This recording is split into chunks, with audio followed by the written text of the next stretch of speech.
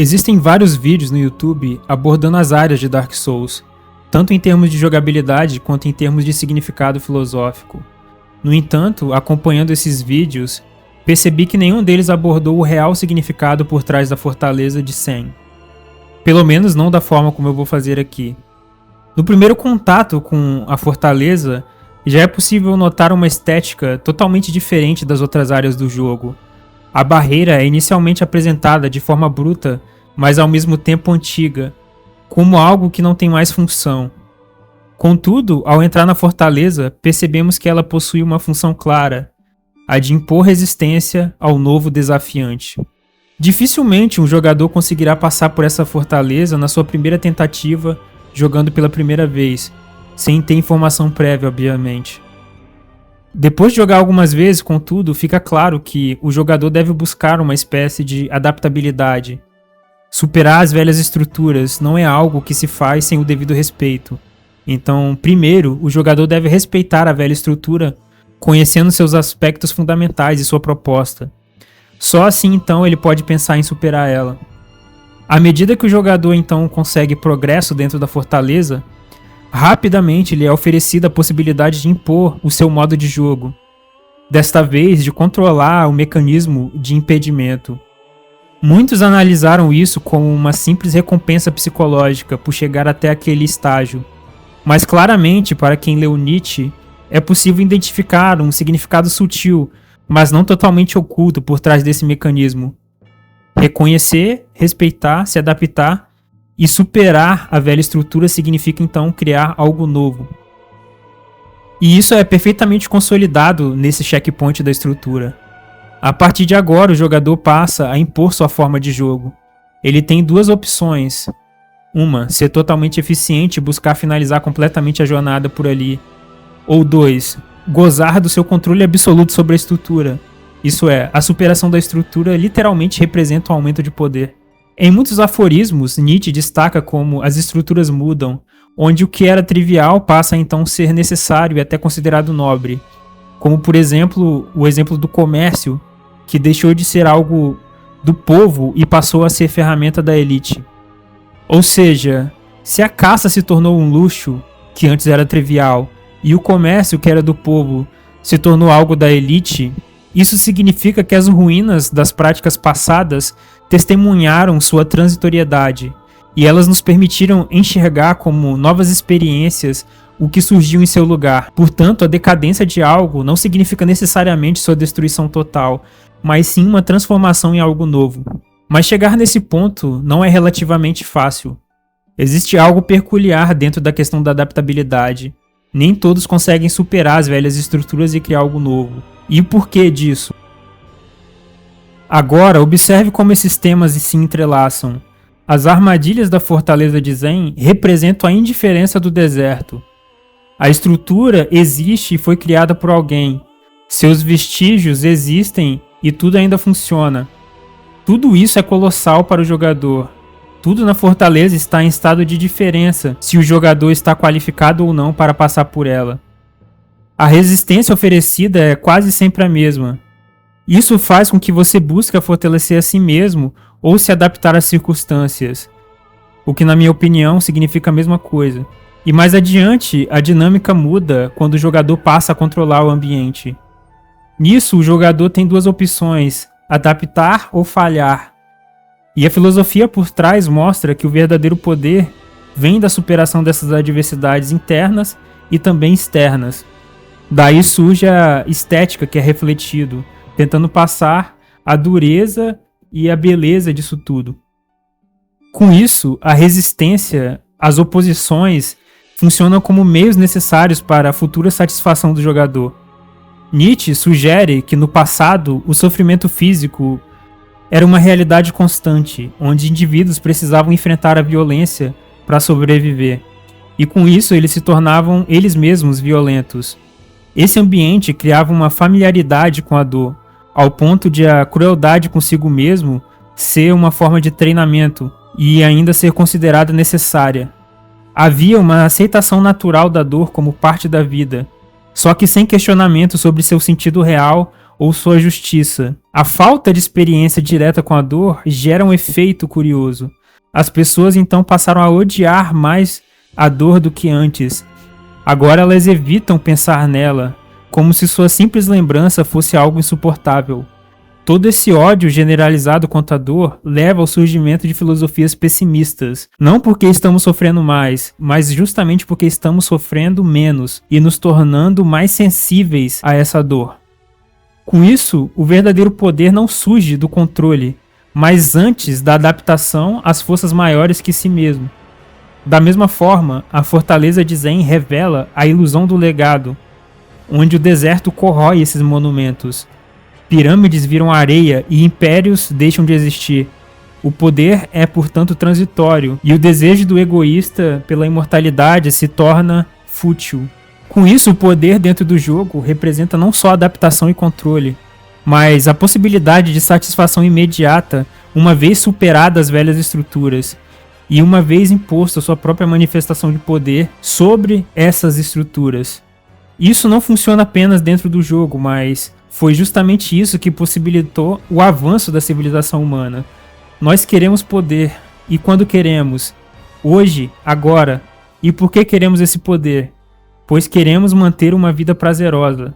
Contudo, esse poder ele não é absoluto, como vimos antes. Sempre haverá a queda de uma velha estrutura para dar lugar a uma nova singularidade. Então o poder individual pode quebrar as velhas estruturas. Isso, inclusive, é escancarado ao longo do jogo ao mostrar que todos os falsos deuses podem ser mortos com flechas do nível mais básico. Até os fantasmas podem ser massacrados pelo jogador. A conservação do poder, então, é mantida através do sistema de Souls, onde cada inimigo derrotado, cada chefe derrotado, serve de alimento material para o aumento do status do jogador. Seu poder, portanto, aumenta às custas dos outros. E as almas demandam uma espécie de conservação. Portanto, se o jogador acabar morrendo, ele pode perder as suas almas. A adaptabilidade é muito importante dentro do jogo, mas creio que essas duas formas de adaptabilidade também podem ser aplicadas na vida real. Na verdade, tudo que é feito dentro do jogo, com exceção dos poderes mágicos, pode e foi aplicado no mundo real. Afinal, o jogo tenta justamente incorporar e refletir a brutalidade do mundo. Dentro dessa perspectiva, há duas formas fundamentais de adaptação. A do eficientista, que busca compreender e otimizar os sistemas para manter ordem e previsibilidade, e a do apropriador, que se adapta para expandir seu poder e conquistar ainda mais daquilo que lhe proporciona satisfação. Ambas coexistem, servindo a propósitos distintos, mas convergindo na rejeição do arrependimento e na afirmação do próprio eu. O que busca eficiência total encara a realidade como um experimento.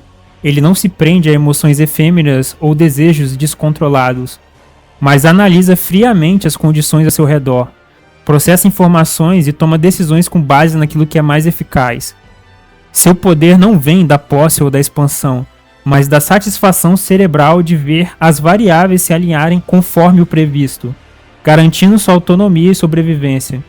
Para ele, a adaptação é sobre controle e previsibilidade. Para usar um exemplo do jogo, esse seria o tipo de jogador que alocaria os status do personagem da melhor forma possível. Ele provavelmente iria medir os prós e contras de cada combinação. Ele provavelmente iria controlar a área toda e iria colher os itens à medida que fossem úteis. Talvez ele até poderia se preocupar mais em ir direto até o boss, pois seu objetivo é controlar a área e prosseguir adiante. Por outro lado, o apropriador se adapta para crescer e adquirir mais daquilo que lhe é valioso. Ele molda sua própria natureza para conquistar os territórios e ter relações e experiências que reforcem sua soberania. Seu foco não é apenas em otimizar o que já existe, mas ampliar constantemente seu alcance e poder sobre o que ele deseja. Portanto, sua adaptação é uma ferramenta para expansão. Dentro do jogo, ele seria aquele personagem que faz uma build de força, pega o drop de uma espada de um cavaleiro negro e sai massacrando todos os NPCs. Pois isso é o mais prático, o que lhe mais traz satisfação. Ele provavelmente faria as coisas fora de ordem, perderia tempo dando voltas, pois seu objetivo é se expandir no jogo, ter uma experiência interessante. Ele não se importa que matou boys usando itens de cura, ou se ele meteu fogo nos cogumelos. Ele não se importaria em lutar com o Solé e roubar o seu set. Ele apenas quer testar sua força e adquirir os itens interessantes. Essa distinção entre controle e expansão é fundamental para compreender como o poder aumenta. O eficientismo se fortalece na previsibilidade, enquanto o apropriador se fortalece na aquisição. Ambos, no entanto, compartilham um desprezo comum pelo arrependimento. Esses jogadores não desistem facilmente do jogo, eles não reclamam que o boss está muito difícil. Eles não têm arrependimento nenhum por jogar dessa forma. E com isso, atrelando isso a Nietzsche, ele vai dizer que o arrependimento é visto como uma submissão ao ideal externo, uma forma de servilismo que nega a própria autonomia. Essa postura também reforça a ideia de que a renúncia por desprezo é superior à frustração pela ausência, pois o arrependimento é um apego ao que poderia ter sido diferente, enquanto o desprezo permite seguir adiante com soberania. No fim, a verdadeira adaptação é aquela que fortalece, seja pela sua eficiência, seja pela sua expansão. E a sobrevivência e o poder pertencem àquele que domina a dinâmica entre controle e aquisição, rejeitando o peso do passado e caminhando com decisão em direção ao próprio destino. Em muitos aforismos, Nietzsche fala sobre a importância da aparência de poder e como muitas vezes a questão estética acaba tendo efeitos concretos maiores do que o que você acha de si mesmo. Isto é, as pessoas se importam com a análise superficial, com aquilo que é mais aparente. Isso é muito bem demonstrado no jogo, onde Anor Londo funciona como uma imposição estética que tenta amassar o jogador. Tanto é que muitos consideram como sendo a melhor área do jogo, a melhor luta contra os bosses, Orsten e Smul, e a melhor trilha sonora. Então, da armadura até a ponta da lança ou do martelo, tudo isso representa o cerne estético do poder, ou seja, a importância da aparência. Então, Nietzsche vai dizer em alguns de seus aforismos que a aceitação da hierarquia depende muito da forma como o poder é exercido. Por exemplo, se os industriais tivessem a imponência aristocrática, talvez os trabalhadores tivessem respeitado e o socialismo não tivesse surgido como uma alternativa. Portanto, o ressentimento não é apenas econômico, mas também estético e simbólico. O trabalhador vê o industrial como um homem comum que apenas teve sorte, e não como um líder naturalmente superior. Isso gera a percepção de que a posição social é fruto do acaso, incentivando a luta pela redistribuição de renda. Isso também funciona para a apropriação como, por exemplo, em Dark Souls, existem inúmeras armas, mas nem todas elas são dignas de posse. Existe um cerne estético e egóico na apropriação. As armas dos chefes quase nunca são tão eficientes em termos de dano, e na maioria das vezes, para usar elas, exigem que o jogador tenha um status contraditório ao que a maioria dos jogadores criam em termos de building do personagem. Ou seja, queremos essas armas pois elas têm um apelo estético. Algumas delas têm até uma funcionalidade interessante, mas será que nós iríamos utilizar elas se não fossem elas armas de chefes? E aqui, para finalizar essa análise, o cerne central dentro do jogo é bem entendido pelos jogadores, que é o uso de si. Algo interessante que é consolidado dentro do jogo, mas não é efetivamente tentado no mundo real. Dentro do jogo, tudo é muito solto. Não existe ninguém guiando sua jornada. As possibilidades oferecem o completo uso de si. É o famoso se vira aí. Isso fez com que milhares de jogadores criassem formas autênticas de jogar o jogo. Inclusive que criassem desafios para si mesmos tentarem resolver. Quantas vezes isso é feito na vida real? Muitos tentam atribuir o caráter de niilismo do jogo como algo negativo, enquanto na realidade os jogadores estão pouco se lixando para isso. O jogo ensina a fazer o devido uso de si, algo que muitos não conseguem fazer na vida real. Como nas palavras de Nietzsche, não sabem o que fazer de si mesmos e desenham, portanto, a infelicidade de outros na parede. Sempre necessitam dos outros, e ainda e sempre de mais ainda dos outros. Perdão, meus amigos, eu ousei desenhar minha felicidade na parede.